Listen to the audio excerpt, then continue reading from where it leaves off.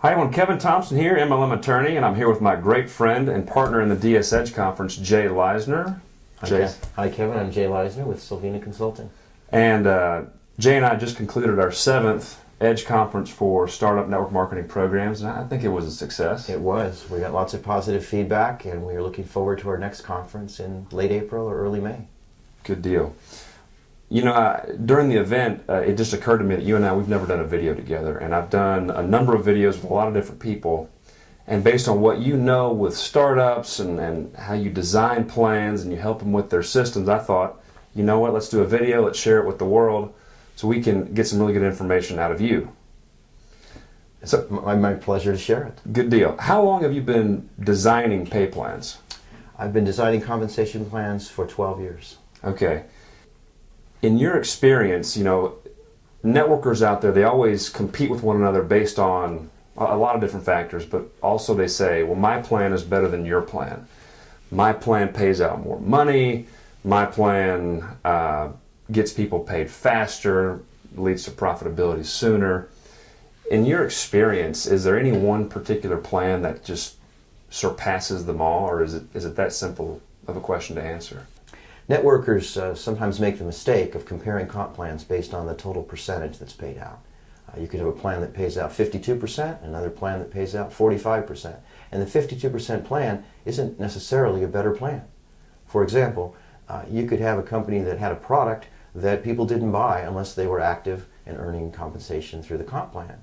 Well, that company will not generate long-term as much revenue for the distributors than the 42% or 45% company that has a product that people continue to purchase even if they're not recruiting or not earning compensation. Right. Well, the product is certainly one factor. Another thing that I look at is that some people, in their quest to move the payout higher, they starve the operational revenue. And so, great, you're paying out 90%, you've got 10% of revenue goes to the operations and profit, and you're having a very anemic business, and the support is bad and the systems are bad, which then leads to a longevity question. Right. And then what it also leads to is a future pay cut, because when the company recognizes they're paying out too much, they say, we have to cut back on commissions. And when they do that, the field knows that. So right. It's always dangerous to pay out too much, even for a short period of time. We have a client right now that's paying out a special bonus based on recruiting. And as an example, I've told them that that's illegal, and they said, well, that's going to spur recruiting, and we're only going to do it for a short period of time. And I told them, I said, it's kind of like cocaine. Once you start, it's hard to stop. So Right. They told me they would do it for a month, and afterwards they called me back up, and I said, how's it going? And he said, oh, it's going great. We're going to do it for another 6 months. So you need to be very careful. Right, I've seen that, and I compare it to quantitative easing, which is the idea that, hey, we can inject money into the system and we'll eventually be able to pull it out, and it's never theoretically been done before, but it's in theory. You're right, once you have momentum, it's hard to hit the brakes on these programs. So you've worked with a lot of different companies, and as have I, and you have a perspective and a sense as far as what, you know, distinguishes a good company from a really bad company. What are some factors that you can sense early that determines whether a company's got a shot or not? Good question. The first one, I think it's most important, is that the company needs to be selling a product or service that stands on its own, that people will buy even if there's no compensation plan. That's what ensures longevity. If you look at the largest, most successful network marketing and party plan direct selling companies, that's what they have. A product that people will buy even if they're not making any money. And that's a critical piece. Anytime a company starts with a product that people only buy for the comp plan, that company is going to have a short life. Okay, so step one is product. What other factors do you look at or can you sense in the early stages that separate the good from the bad? I'd say the second one is whether the plan is legal or not. As you know, Kevin, there are companies operating today with illegal plans, but they won't be for long. So their longevity is also tied to whether the plan is legal. I'd say the third point would be whether the compensation plan is structured properly. Structured properly means that it's paying out enough money in the beginning to motivate the recruiting and nurturing and field development behaviors that we want, and long term pays out enough and deeply enough to be able to support full-time incomes. So one of the questions I ask my clients at the beginning when we design compensation plans is, do you want your representatives to have the ability to earn full-time income through your comp plan. And 99% of them say yes. The 1% that say no change their mind afterwards when I say to them that if you don't do that, when a representative is earning a lot of money or not enough money, they're going to leave and go somewhere else. So the plan has to have the ability to support full-time income, which is the reason why very shallow plans don't work, and there aren't any long-term successful companies with very shallow plans. Simple plans are only good for one thing. They're easy to explain. Everything else is bad about them. Right.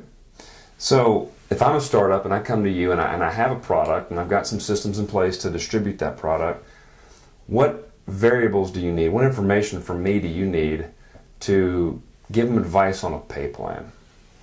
What I need to know are three things. I need to know what the cost structure is for their product or service. I need to know what their desired pre-tax profit is. That's an interesting question that I ask people. You know, what type of pre-tax profit do you want to have? And interestingly, about half the people I speak with, they've never been asked that question. They've never thought about it. Sometimes they say to me, well, you tell me, how profitable should the business be? So once we know those two numbers, we can do some math, and we can determine what the field compensation budget can be. We take account for a figure for overhead for the business, which is all the costs associated with the exception of the product cost and compensation, and we can determine what that field compensation budget is.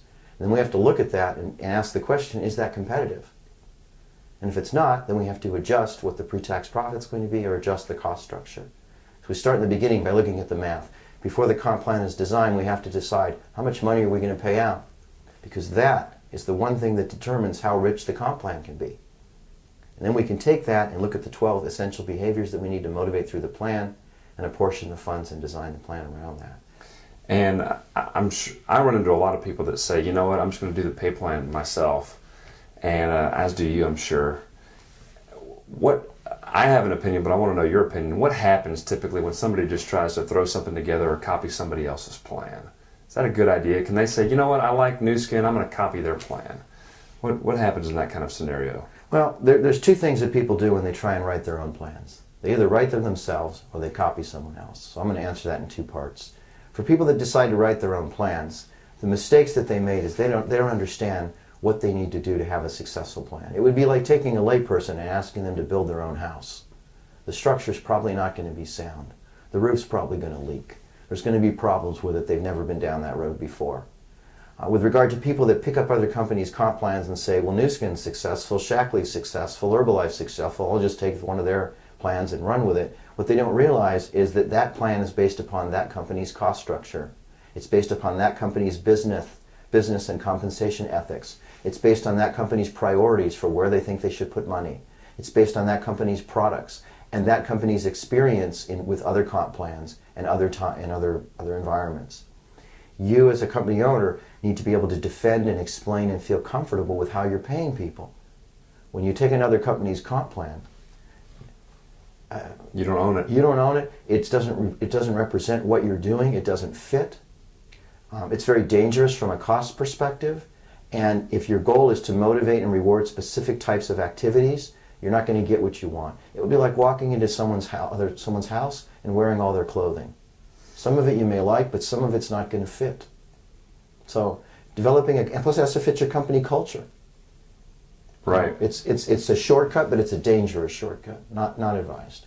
So the last question here, there's a very hot topic right now on Wall Street about the legitimacy of paying commissions on internal consumption, in particular with Nu Skin and Herbalife.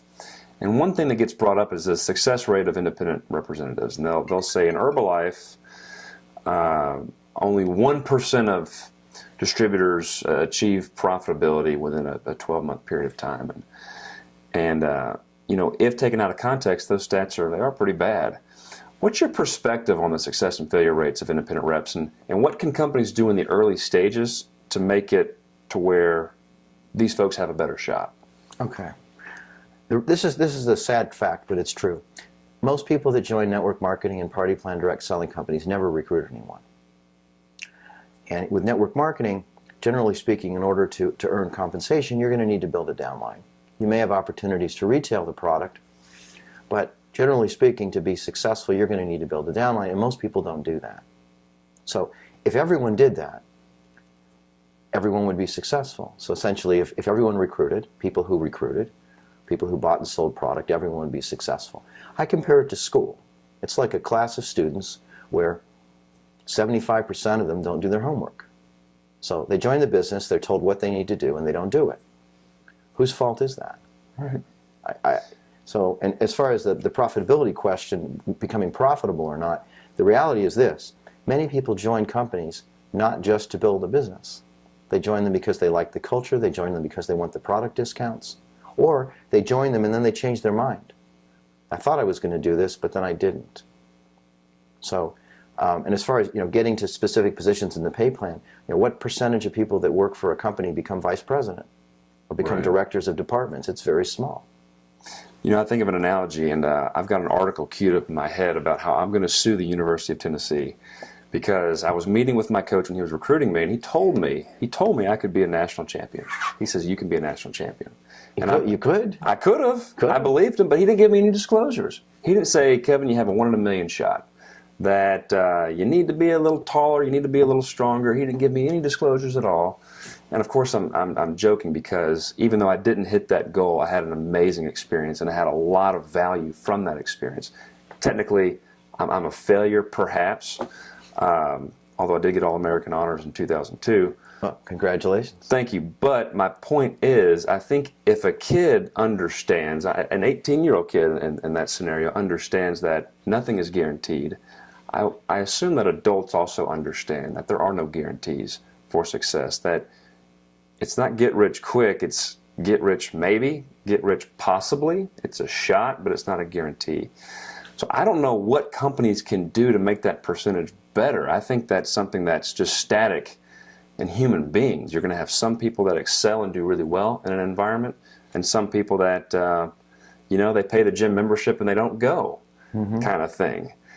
I don't know how it gets any better. And so when people use that stat against the space, it confuses me. Yeah, I think companies can do a lot.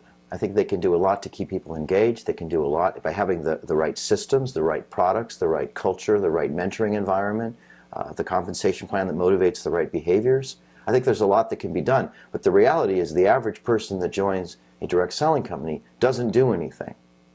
So there's a large percentage of fallout, or does very little. And yet they're considered failures. So the issue is, how can we cull those people out to where it doesn't affect the stats, because those stats get abused?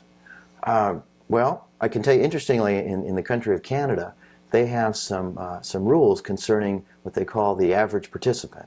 It's required in Canada, not in the United States, but in Canada, to actually disclose what the average participant earns. And if you asked in Canada, who is the average participant, it's a person that's recruited someone. So the average participant in Canada isn't average. Right. So I would say if we had the same type of regulations where we said we have to address what the average participant is, and the average participant isn't average, we'd be good. Well, on that note, I think we need to close it out. Thank you so much for doing this. I think we got some good information out here. And also for you folks at home, Jay and I do the DS Edge conference about once every 4 or 5 months. The next one we're looking at doing late April. And check it out, dsedge.com. And Jay, why don't you go ahead and give your contact information right here for your website? Sure. Our company is Sylvina Consulting, and our website is sylvina.com. S as in Susan, Y-L-V-I-N-A, like the woman's name Sylvia, except there's an N before the A. And on our website are some free articles you can request on what is a good compensation plan and the 20 secrets of successful direct selling companies. Our Direct Selling Edge Conference, as Kevin mentioned, at dsedge.com is a great place to go if you are thinking about or starting a new network marketing or party plan company. It is the best 2-day school you will ever go to. We've got rave reviews. It's our pleasure to put it on.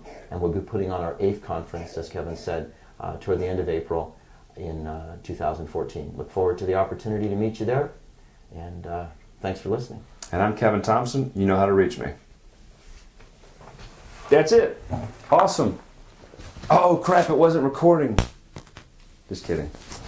That would be so